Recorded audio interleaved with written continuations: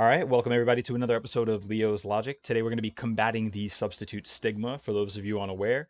In the Paladins console scene in particular, it's been a long-standing narrative that when you're moved to the substitute position, you're basically effectively dropped from your roster. Now, however, in spite of this more backwater culture that has emerged amongst the majority of teams in the competitive plays past, we can see this gradual shift with some live examples of how to proactively utilize your substitute players in the present days of the PCL. This nice shift in mindset moving forward shows a bit more professionalism and more understanding of the strategic benefits that we will highlight in this video.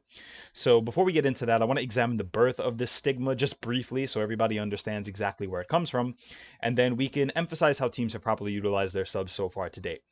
So what is the substitute stigma exactly? So in the older days, before the PCS was scrapped in favor for the admittedly better PCL format, it was not uncommon for a roster who felt that there were better acquisitions that could be had to rotate a member of its starting five or its initial starting five over into the bench permanently with intentions of scarcely fielding them again, right?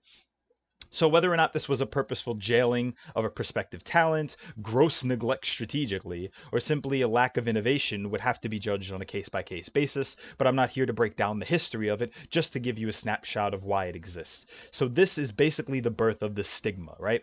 People being sent to the bench, never to be seen again, and potentially be held off from going to other teams and competing against. Now, this tactic was and can still be used in some cases, has been, in order to muscle out any unwanted or underperforming player on your roster or any squad member. There have been some instances of players quite recently piggybacking off of this narrative to justify their own desires and their movements in their own Paladins esports career, some of which I'll discuss later on in the video.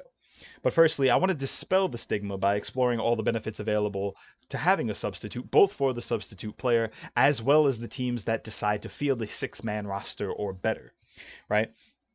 So considering the nature of Paladin's game, it's no secret that those who compete, there are a variety of facets on the professional level that would need to be mastered or refined in order to sit amongst the top of the table, right? So if you think off the top of your head alone, you can think of things like draft phase, so the pick and ban. You can think of individual player mechanics. You can think of in-game decision-making and communication. And the list could continue, but we'll just name a few. Any core facet that comes to mind, that's what I'm talking about, right? While honing these skills for your main roster is imperative, keeping a substitute in your ranks allows a number of benefits, a lot of them strategic and then also for emergency situations, right? It's a great insurance policy moving into the future, especially when you are trying to compete for the top of the table and you have competition who are very close to you. Like for instance, in PS4 NA for PCL Spring Phase 2019, you had like Onslaught and Heating Up being very close to one another, right?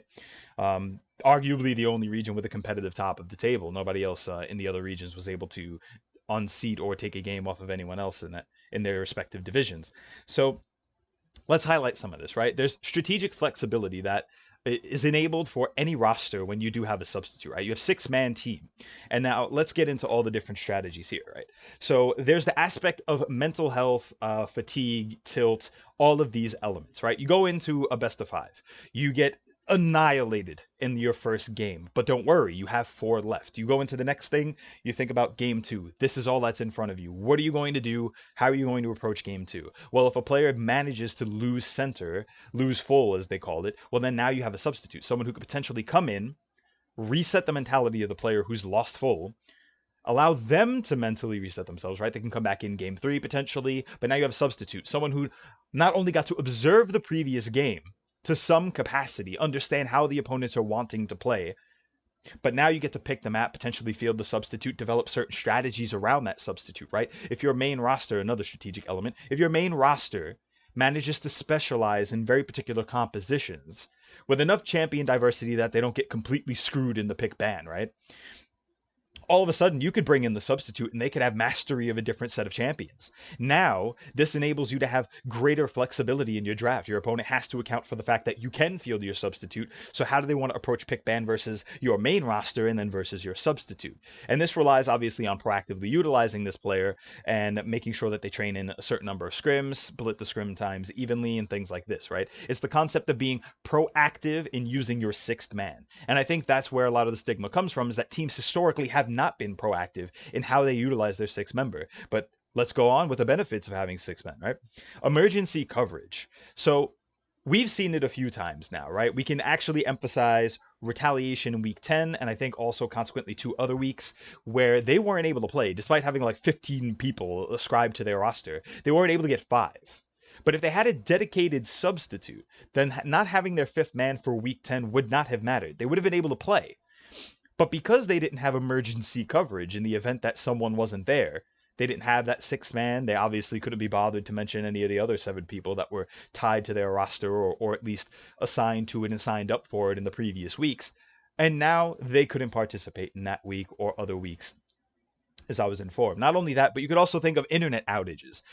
Infamously, we have the most recent issue being like Hatsu Chibi with Loki scheming, where his internet provider completely crapped the bed and he wasn't even able to connect properly to a large portion of the matches. I think he couldn't even play 1 week, and then the following week he just couldn't even get his connection to stabilize long enough to participate in more than 1 game, I believe. But either way, to have a substitute in those moments is massively valuable, because those unforeseen circumstances, things that are beyond your control, things that also family emergencies, all right? We've had 2 instances of personal emergencies taking players out, and I won't highlight exactly what those situations are, but like earlier on in the season, Roman rulers had to deal with something personal. Recently, Kev Falcon had to, and when they were playing, obviously that affected their ability to play, or if they could play at all. But their business is their business. We won't go into the nitty-gritty of it, right? Now, there are also additional benefits here when it comes to developing countermeasures, right? So when you do have a 6th man as a substitute that you plan to proactively field, someone who can bolster your strategic options and diversity moving into things like the draft phase, into different maps, then they also get to watch it. And I'm going to call it observational advantages as well as additional perspectives, right? So as a team, when you do have scrimmage matches or PCL matches or PPL matches or PML matches, whatever, then you have the benefit of the 6th man overlooking the scrimmages, overlooking the official matches, and they can offer their perspectives unattached to the match. In other words, they're not sticking by their own decision making. They're totally separated from it. There's nothing chaining them down to that match. So they don't have any biases when they're objectively viewing the decisions, and they can weigh in and say, well, you know what?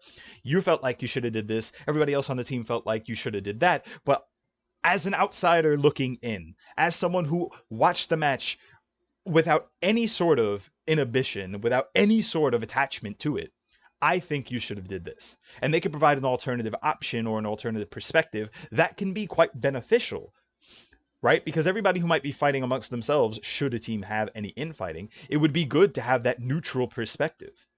And I think that's paramount. Not only that, but the observational advantage means that if you do get subbed in for the next game, as I highlighted before, you're able to kind of understand or grasp what the enemy seem to be doing, how they seem to be positioning, who's responding to the calls quickly on the enemy team. Therefore, you go in with kind of an edge up. You know exactly what they're going to try to do or what they've seemed to be doing. So you could be a little more privy to it and therefore have a little more response time. Understand where you want to be. Make that call out saying, hey, you know what? I observed they did this last game. Let's be on the lookout. They 3P'd over the wall in Jag Falls. So when we go into the next map in Bright Marsh, be aware they're going to 3P maybe from the room in the garden. They seem to be very fond of that. And then all of a sudden, there you go. You get to have an additional benefit there going into the next game. Now, as a substitute player, a lot of people seem to not want to do that. And again, historically, substitutes haven't been fielded. Not as often as they should be, so let's get into that, right? These advantages we discussed so far are for the team or for the main roster that's picking up the 6th man. But what's the benefit of being the 6th man, right? It's the observational advantage yet again, but this time from the perspective of a sub, you get to witness the people on your team and how they play. You get to see the small tricks that they utilize to their advantage and ideally integrate it into your own play style. Not only that, but when you are fielded, you have the benefit of 5 other people who do play the game to an expert level at some extent, being able to tell you directly what they see is going on with your play. And it doesn't matter if you're a veteran of old or a new player and a rookie. You can always benefit from an additional perspective, from some additional observation and parsing of what you're doing in order to convey exactly what they think you could be doing better. It's something to investigate, and not every criticism will yield some sort of improvement or some sort of Super Saiyan level upgrade, but at the same time, at the most competitive, it's usually the micromanagement and the small decision-making that separates the absolute best of the best from people who are just the better teams. And that's important to highlight, right? On top of that, for a substitute, that individual development is going to be very potent, right? Especially if you're, say, like a rookie player. You're going to go into this circumstance where you're surrounded by a team of people who might not be veterans, but at least experienced players, and you get to kind of see what communication looks like, what decision making looks like. Even if it's not the best call in the world, if all 5 people are on the same page, then there's a high rate of success there, unless it's an exceptionally risky play. But that's a niche scenario. We're not going to get into that. But the point is to be uniform in how you approach the match, because more often or not, a bad call with 5 people responding to it is going to be far more potent than a good call with only 3 people responding to it, right? Beyond this, training new talent is also a legitimate objective for a new roster or a rookie player if you're looking to be the substitute. You might not, as a rookie player, get fielded quite as much, or maybe you'd be fielded against the lower tier teams in the division so you can get some playtime, and the experience is much more beneficial, because even though scrimmages are essentially quite similar to the professional matches, with so much more on the line, teams tend to be far more serious, far more articulate when they come down to their pick, ban, and in-game execution, because there's more on the line, there's prize monies, there's LAN opportunities, therefore far more incentive for them to do the best that they possibly can. Whereas scrimmages, you're normally doing them for practicing. And I think I might actually make another video getting into scrimmages and the purpose of them, because I see far too many people bragging about the results for them just to tank in the official matches in the first place. So, but that's, side note, tangent, lock it in the vault, right? All right. And I think the last thing that I want to cover really, that's about it.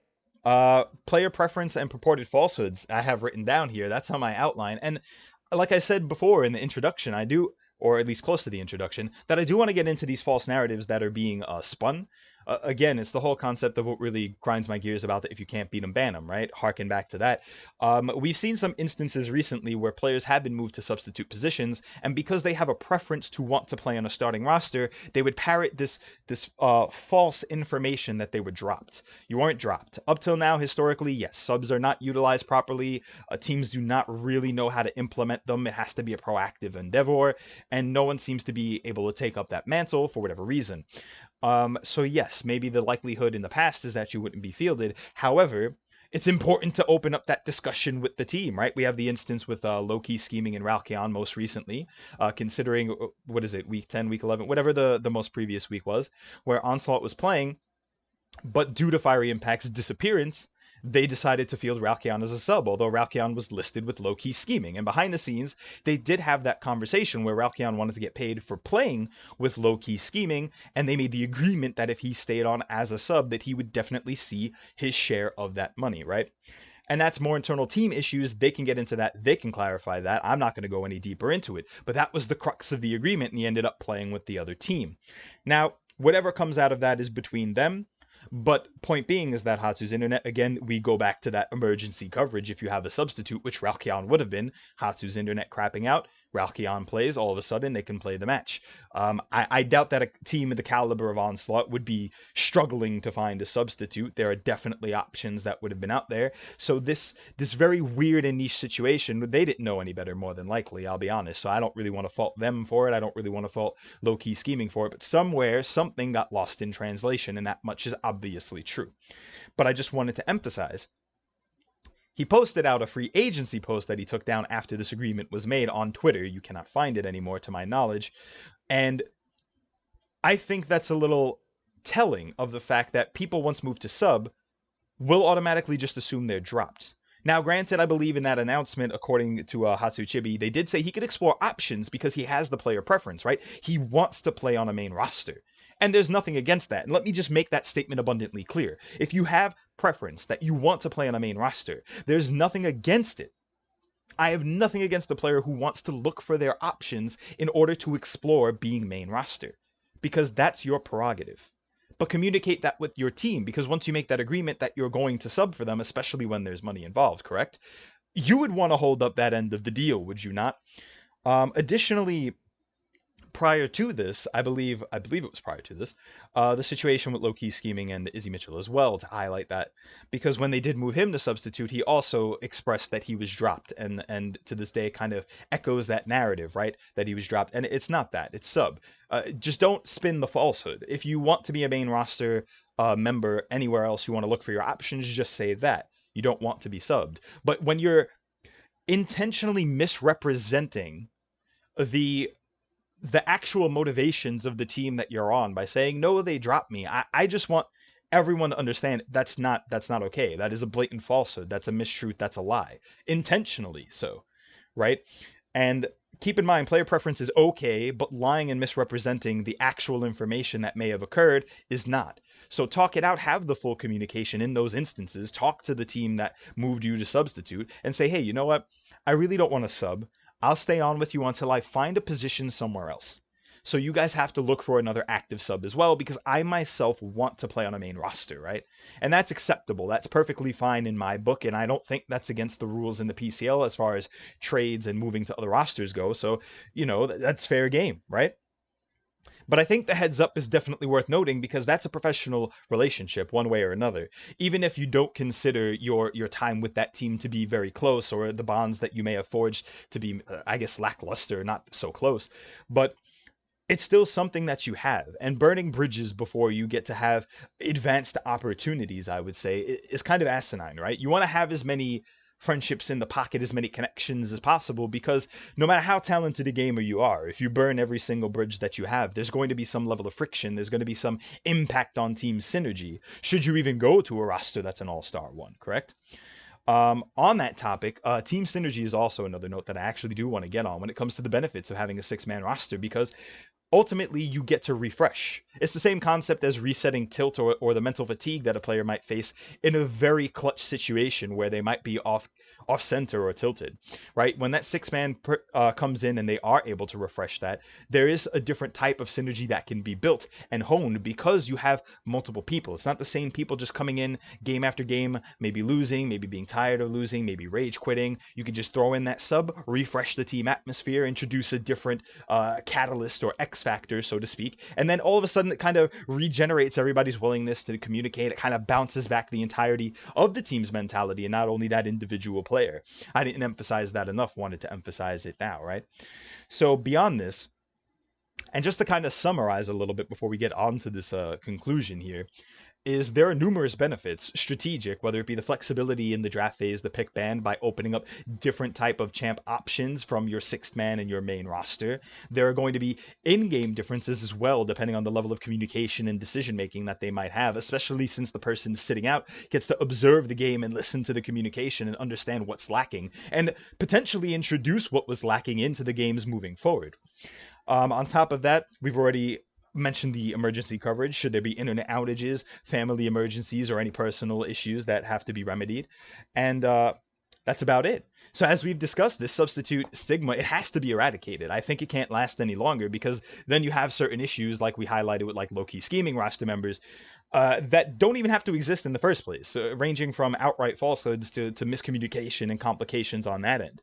And the numerous strategic advantages available, I think, just make it exceptionally viable. It's far too potent to undersell at this point. I think people need to just look at other esports. You can see in like League of Legends, notably SKT in like 2015, how they feel to like Faker and Easy Hoon, and they would switch them out depending on the champion they would try to play in the mid lane, or the matchup that they actually had in general in the LCK, they would let Easy Hoon play in. That's just one example, but you could even look to other esports. Substitutes are fielded and utilized quite often. Another thing I can highlight really quickly, actually, before we close this one out, is the fact that people have been utilizing their sub position also as coach, right? You have a player who's mid to high level who also coaches the team. You can think of like Elevate, I think it's Ludex. You can think of FlashPoint when they had Swarmso, or even Op when they don't have Swarmso. You can think of, well, Cyclone actually recently picked up Beanie, I believe, from PC. So that's another interesting perspective to be had, a different topic for another day, perhaps. But this is pretty common, in fact. So I think that that's another unique way to utilize the sub position and actually get a boon for, bang for your buck, so to speak. It's like the double boon, because then you get a really knowledgeable perspective as opposed to just an observational one, right? Someone drawing on their personal experiences, so to speak. So we need to swiftly execute this narrative that sub equals being exiled to the bench, and have people proactively field their six man far more often. Start developing these rosters in such a way that it can bolster their chances competitively, right?